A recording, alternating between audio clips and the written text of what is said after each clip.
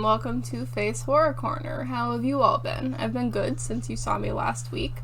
Today I'm going to be talking about a female-directed and female-starred horror movie that I really enjoyed. I saw someone uploaded it illegally on YouTube, but honestly I would recommend just spending a couple dollars for it because it's really enjoyable. So this movie is called The Stylist. It's directed by a female director, and the main character, the villain, is actually a female, which is really rare to see in horror movies. Sometimes they'll have like a female serial killer who does a little poisoning, but no, she's actually a violent serial killer, which is very unusual to see in horror movies. So I want to just highlight that movie today. So the premise is that there is this socially awkward hairstylist who actually wants to make friends. She wants to have romance. She wants to have an average life, but she's painfully socially awkward. And what she does is she actually scalps her victims and wears their hair in this secret cellar in her house. She has this vanity set up. She has all these candles, some real spooky shit, and she'll put on their scalps with the hair and pretend that she's them, because she hates her life so much that she feels like the only way she can get the socialness that she needs is to steal people's lives, their identities. She doesn't enjoy killing people. She just doesn't have the connection up here that maybe that's not such a good idea.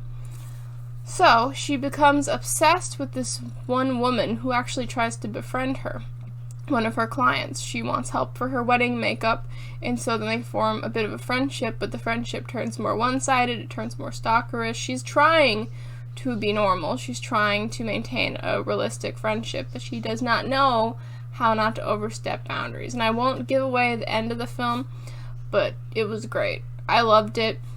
The movie is a bit of a slow burn. Some people really don't like movies that doesn't have action every 5 minutes. I like both. I like horror that's a little over the top, constant, and then some that's more muted, growing terror, and that's what this film is. There are several kills in the film.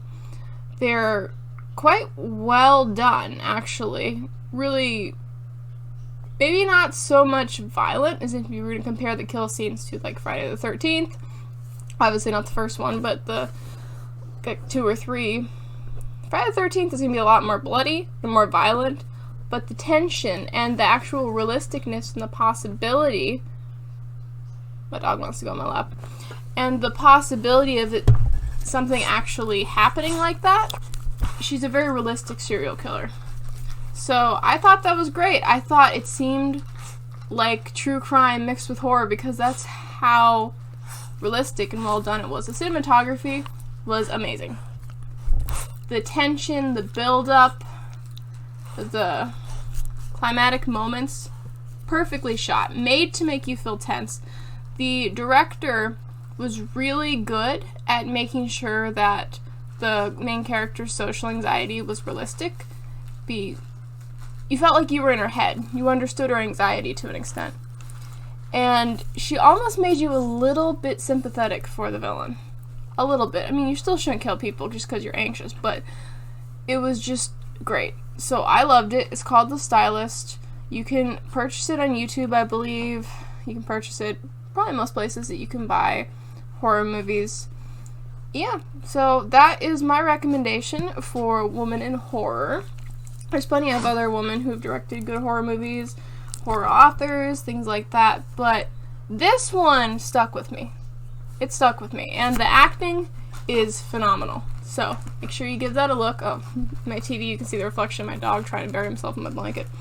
Yeah, so I would check that out, and I hope you all have an awesome day or an awesome night, and I will talk to you all later. So let me know if you want me to talk about any other underrated horror movies. I'll give them a look. See ya.